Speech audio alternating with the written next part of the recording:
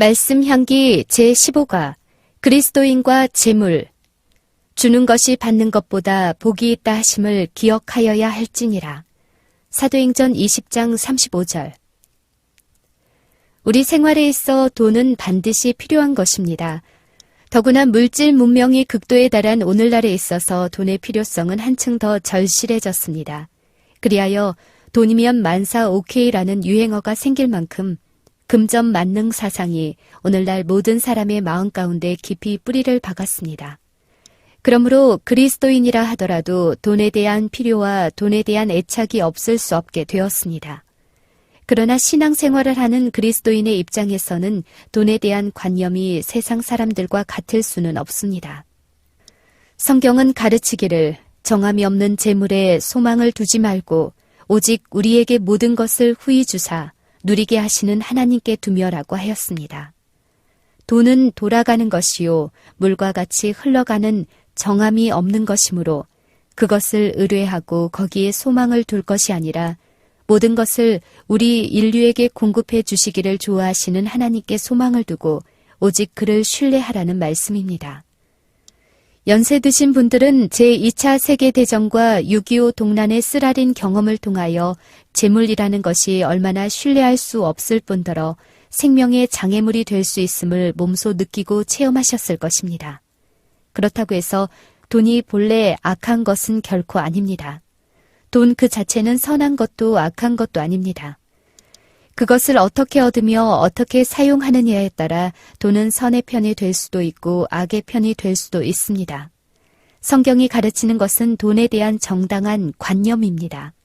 돈에 대한 그릇된 애착심과 그것을 부당한 방법으로 얻는 것이 문제가 됩니다. 돈은 사람이 쓰기 위하여 준비된 것이요 지키기 위하여 준비된 것은 아닙니다. 사람이 마땅히 돈의 지배자가 되어야지 돈의 노예가 되어서는 안 됩니다. 그러나 세상에는 바른 의지력을 가지고 돈을 지배하는 사람보다는 돈에 대한 그릇된 애착심을 가지고 돈의 노예가 되는 사람이 너무도 많습니다. 그리고 돈에 대한 그릇된 애착심은 사람을 죄의 구렁텅이에 빠져들어가게 할 위험성이 너무도 많습니다. 그러므로 성경은 이 점에 대하여 경계하였습니다. 자, 그러면 성경이 돈에 대하여 어떻게 가르치고 있는지를 살펴봅시다. 돈에 대한 올바른 생각. 그러나 자족하는 마음이 있으면 경건은 큰 이익이 되느니라. 우리가 세상에 아무것도 가지고 온 것이 없음에 또한 아무것도 가지고 가지 못하리니 우리가 먹을 것과 입을 것이 있은즉 족한 줄로 알 것이니라. 부하려 하는 자들은 시험과 올무와 여러 가지 어리석고 해로운 욕심에 떨어지나니 곧 사람으로 파멸과 멸망에 빠지게 하는 것이라. 돈을 사랑함이 일만하게 뿌리가 되나니 이것을 탐내는 자들은 미혹을 받아 믿음에서 떠나 많은 근심으로써 자기를 찔렀도다. 디모데전서 6장 6절에서 10절. 위의 성경 말씀은 이 세상에서 돈을 모아 부자가 되려는 일의 허무함과 족한 줄을 아는 것의 참된 가치를 말한 것이며 또한 돈을 사랑함이 일만하게 근원이 되어 죄에 빠져들어가게 하는 올무가 된다는 것을 경계한 말입니다. 그러므로 일상생활을 위해서는 마땅히 돈을 벌어야 할 것이지만 분수 이상의 사치와 향락과 자기 만족을 위하여 돈을 탐해서는 안 됩니다. 돈을 탐할 때 무리한 일을 하게 되고 죄악에 빠지게도 되어 결국 자신을 망치게 되는 것입니다. 잠언 기자는 이르기를 나를 가난하게도 마옵시고 부하게도 마옵소서 오직 필요한 양식으로 나를 먹이시옵소서. 혹 내가 배불러서 하나님을 모른다 여호와가 누구냐 할까 하오며 혹 내가 가난하여 도둑질하고 내 하나님의 이름을 욕되게 할까 두려워함이니이다 라고 하였습니다. 일상생활을 유지할 만큼의 돈을 가지는 것으로 족하게 여기는 사람은 참으로 안전하고 행복한 인생을 누릴 수 있을 것입니다. 하나님과 재물과의 관계. 땅과 거기에 충만한 것과 세계와 그 가운데 사는 자들은 다 여호와의 것이로다. 시편 24편 1절. 은도 내 것이요 금도 내 것이니라. 만군의 여호와의 말이니라. 학개 2장 8절. 이는 삼림의 짐승들과 뭇 산의 가축이 다 내 것이며 산의 모든 새들도 내가 아는 것이며 들의 짐승도 내 것이미로다. 내가 가령 줄여도 내게 이르지 아니할 것은 세계와 거기에 충만한 것이 내 것이미로다. 시편 50편 10절에서 12절. 세계와 그 가운데 있는 모든 것은 다 하나님의 것입니다. 그가 창조하셨고 또 붙드시니 아무것도 그의 것이 아닌 것이 없습니다. 그러나 하나님께서는 이 모든 만물을 인류에게 맡기고 분부하시기를 정복하라, 다스리라고 하셨습니다. 그러므로 인류는 만물의 관리자로서 그것을 운용할 수 있는 권리만을 가졌을 뿐이요, 만물의 소유주는 여전히 하나님이십니다. 그가 쓰시려면 아무것도 쓰지 못할 것이 없으시나 인류에게 관리를 맡기셨으니 인류를 통하여 당신이 원하시는 바를 행하도록 계획하신 것입니다. 그러므로 우리는 하나님의 뜻을 좇아 불쌍한 자를 돌보며 영혼을 구원하는 하나님의 복음 사업을 위하여 희생하며 헌금을 드릴 의무를 갖는 것입니다. 하나님께서는 우리에게 지혜와 힘을 주시고 또 기회를 주셔서 우리로 하여금 재물을 얻을 수 있도록 하십니다.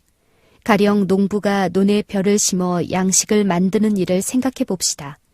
그것은 농부 자신의 힘과 노력만으로 되는 것은 아닙니다. 하나님이 때를 따라 햇빛을 비추시고 비를 내려주시기 때문입니다. 성경에 이르기를 내가 마음에 이르기를 내 능력과 내 손의 힘으로 내가 이 재물을 얻었다 말 것이라. 네 하나님 여호와를 기억하라. 그가 네게 재물 얻을 능력을 주셨음이라고 하였으니 우리 인간이 매일 생명의 능력을 받아 활동할 수 있는 것은 오직 하나님께서 주시는 은혜로 말미암는 것입니다. 그러므로 우리는 언제나 그 은혜를 감사하는 정신을 잊어버려서는 안 됩니다. 혹은 생각하기를 내가 오늘날 이만한 재산을 가진 것은 내 힘과 노력으로 얻은 것인즉 또한 내 마음대로 쓰지 못할 것인가 할 수도 있습니다. 그러나 그와 같은 생각은 잘못된 것입니다. 부자는 하나님께서 맡겨주신 재물의 관리자에 불과합니다. 그러므로 자기의 정욕을 채우거나 자기의 교만한 마음을 만족시키기 위하여 그 재물을 함부로 낭비할 수가 없습니다. 만일 그렇게 한다면 하나님께서 그런 사람에게 재산을 그냥 맡겨두시지 않을 것입니다. 11조와 헌금. 하나님께서는 인류를 구원하시는 당신의 사업을 완성하기 위한 자금이 하나님의 재산을 맡은 사람들의 11조와 헌금 제도를 통해 이루어지도록 준비하셨습니다. 그리고 이렇게 준비하신 목적은 당신의 필요를 채우시기 위함보다는 사람들의 마음을 고상하게 하고 그들에게 복을 주시기 위함입니다. 곧 11조와 헌금을 드림으로써 사람들의 마음에서 악의 뿌리가 되는 탐심을 제거하고 관대한 마음을 가지게 하는 동시에 자신들이 축복을 체험하게 하기 위함입니다. 주일 중 하루를 안식일로 구별하여 지킴으로써 하나님이 만물의 창조주이신 것을 기억하게 함과 같이 수입의 10분의 1을 바침으로써 하나님이 만물의 소유주이신 것을 기억하게 하는 것이 11조 제도의 근본 목적입니다. 모세가 기록하기를 땅의 10분의 1, 곧 땅의 곡식이나 나무의 열매는 그 10분의 1은 여호와의 것이니 여호와의 성물이라고 하였고, 솔로몬은 이르기를 네 재물과 네 소산물의 처음 익은 열매로 여호와를 공경하라. 그리하면 네 창고가 가득히 차고 네 포도즙 틀에 새 포도즙이 넘치리라고 하였습니다. 그러므로 사람들은 마땅히 그 수입의 10분의 1, 즉 11조를 하나님께 바치되 그것을 맨 먼저 하나님께 바칠 것이니 이것은 우리의 것이 아니라 하나님께서 거룩히 구별한 성물이기 때문입니다. 이 제도야말로 하나님께서 친히 제정하신 만큼 아주 공평하고도 단순한 방식으로 되었습니다. 예컨대 10,000원을 버는 사람은 1,000원, 5,000원을 버는 사람은 500원이 하나님께서 요구하시는 것입니다. 농사하는 사람은 농사 짓는 데 드는 비용, 즉 종자, 비료, 일꾼, 농약 등을 위한 비용을 제한 순이익의 10분의 1을 하나님께 드려야 하며 장사하는 사람은 상품 구입비, 운반비, 인건비, 각종 세금 등의 비용을 제하고 남은 순이익의 10분의 1을 하나님의 복음 사업을 위하여 드려야 합니다. 수확의 많고 적음과 이익의 많고 적음에 상관없이 꼭 10분의 1을 드려야 합니다. 부자라고 더하지 않고 가난하다고 덜하지도 않습니다. 하나님께서는 정확히 10분의 1을 요구하십니다. 그리하여 이 10분의 1로서 하나님께 봉사하는 특별한 직무와 그 직무를 가진 이들의 생활을 공급하도록 계획하셨습니다. 그러므로 구약 시대에는 이것이 성전에서 봉사하는 제사장들과 레위 사람들을 위하여 사용되었고, 신약 시대에는 하나님의 교회의 전도 사업과 그 종사자들의 생활비로 공급되었습니다. 사도 바울은 이르기를 성전의 일을 하는 이들은 성전에서 나는 것을 먹으며 제단에서 섬기는 이들은 제단과 함께 나누는 것을 너희가 알지 못하느냐. 이와 같이 주께서도 복음 전하는 자들이 복음으로 말미암아 살리라 명하셨느니라고 하였습니다. 예수께서도 11조에 관하여 화 있을진저 외식하는 서기관들과 바리새인들이여 너희가 박하와 회양과 근체의 11조를 들이되 율법에 더 중한 바 정의와 긍휼과 믿음은 버렸도다. 그러나 이것도 행하고 저것도 버리지 말아야 할지니라고 하셨습니다. 이 경우는 바리새인들의 외식적 행위를 경고하지만 오히려 11조의 실행을 소홀히 할까 염려하여 저것도 버리지 말아야 할지니라고 말씀하셨습니다. 물론 형식적인 11조가 아니라 정성을 다한 정확한 11조를 내야 할 것을 가르치신 것입니다. 그러므로 오늘날의 그리스도인들이 예수님의 교훈을 따라 정확한 11조를 드렸다면 그들은 물질적 또는 영적 축복을 넘치도록 풍성히 받았을 것입니다. 그리하여 복음 사업은 현재보다 더 확대되고 영혼을 구원하는 추수는 신속히 마칠 수 있었을 것입니다. 그럼에도 불구하고 현대의 여러 교회가 성경에 지시한 대로 11조 드리기를 가르치지 않고 기타 방법으로 이기적인 일시적 명예심에 호소해서 헌금하도록 하는 것은 유감스러운 일이요. 다시금 예수님의 경고를 받아야 할 일이라고 생각됩니다. 그리고 11조 외에도 자원하는 마음으로 예물을 드리는 것을 권장했습니다. 너희 가운데 모든 남자는 1년에 3번 곧 무교절과 칠칠절과 초막절에 내 하나님 여호와께서 택하신 곳에서 여호와를 배웁되 빈손으로 여호와를 배웁지 말고 각 사람이 내 하나님 여호와께서 주신 복을 따라 그 힘대로 드릴지니라. 신명기 16장 16절 17절. 여호와의 이름에 합당한 영광을 그에게 돌릴지어다. 예물을 들고 그 궁정에 들어갈지어다. 시편 96편 8절. 그러므로 우리가 예배당에 나아갈 때에는 반드시 감사하는 예물을 가지고 나아가야 할 것입니다. 더구나 오늘날은 마지막 긴급한 기별을 전해야 하는 때이므로 각 사람은 한층 더 분발해서 희생적으로 헌신해야 할 것입니다. 우리 자신이 이 귀한 하나님의 기별을 받은 기쁨과 특권을 생각할 때 흑암 가운데서 방황하는 불쌍한 이웃들을 위해서 좀 더 희생해야 할 것이 아니겠습니까? 축복과 저주. 11조와 예물을 드리는 것은 하나님께서 만물의 창조주시요 소유주이심을 승인하는 동시에 그에게 감사하는 마음과 사랑하는 정신을 나타내는 것입니다. 주는 것은 곧 사랑입니다. 주는 일을 계속할 때 사랑하는 정신은 더욱 고조됩니다. 하나님께서는 당신을 사랑하고 당신의 사업을 위하여 드리기를 좋아하는 자들을 축복하신다고 약속하셨습니다. 만군의 여호와가 이르노라. 너희의 온전한 11조를 창고에 들여 나의 집에 양식이 있게 하고 그것으로 나를 시험하여 내가 하늘 문을 열고 너희에게 복을 쌓을 곳이 없도록 붙지 아니하나 보라. 만군의 여호와가 이르노라. 내가 너희를 위하여 메뚜기를 금하여 너희 토지 소산을 먹어 없애지 못하게 하며 너희 밭의 포도나무의 열매가 기한 전에 떨어지지 않게 하리니 너희 땅이 아름다워짐으로 모든 이방인들이 너희를 복되다 하리라. 만군의 여호와의 말이니라. 말라기 3장 10절에서 12절.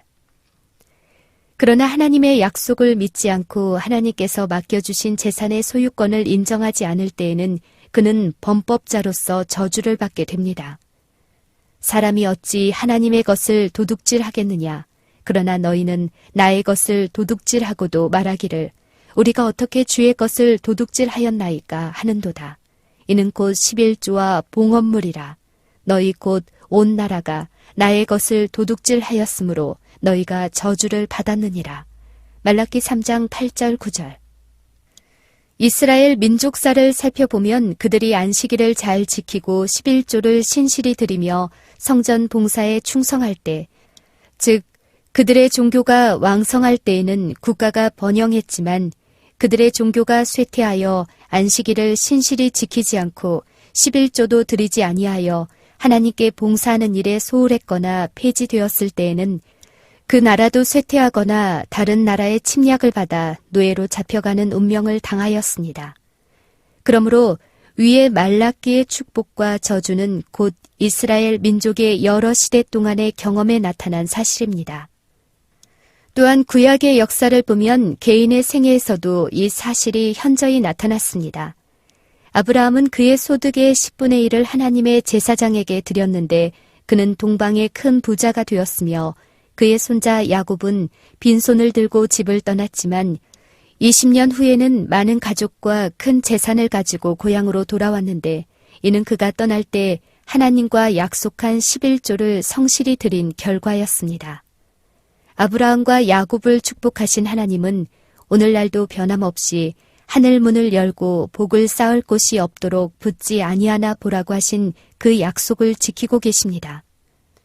미국의 존 록펠러는 첫 월급 50달러에서 10분의 1을 교회에 바쳤는데 후에 석유왕이 되었고 카네기도 11조를 드렸는데 강철왕이 되었으며 또 비누와 치약으로 유명한 콜케이트도 최초의 수입에서 정확한 11조를 드렸다고 합니다. 그 외에도 맨소레담을 처음 만들어낸 H.H. 하이드도 11조를 실행한 사람으로 유명합니다. 또한 클라이드 하리스는 가난한 집 아들로 젊었을 때 직공 생활을 하였으나 후에 제7일 안식일 예수 재림 교인이 되어 조그마한 상자 제조업을 시작하면서 11조를 신실히 드렸는데 그 결과 그의 사업은 해마다 발전되고 확장되어 1960년경에는 700여 명의 직공을 거느린 세계 제1의 가구 공장 주인이 되었습니다.